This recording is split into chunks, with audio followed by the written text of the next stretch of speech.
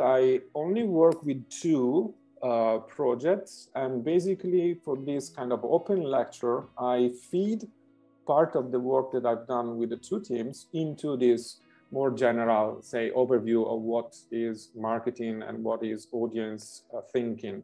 Back in the day, just a few years ago, there was this difference in between people thinking that it was interesting to be involved early on as a marketer consultant, or to be involved when there was a product ready. But just as a matter of looking at even how the film marketing literature now looks at the film marketing process itself, it is pretty much safe to say that there is a consensus in marketing to say that as early as possible is the best moment to be involved in a film project. Marketing is a process, and as a process, marketing should not be just looking at your project like if it's a snapshot of it and that's it, and never change.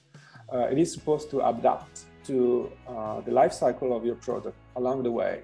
One way also to look at audiences would be going back to the B2B versus B2C, crafting something that is very practical, but it is also internal. So I suppose you are familiar with how to write log lines. There is a different way to do that, which is not for public domain. It is much more for the team that is helping out with a film to understand which elements are important to leverage.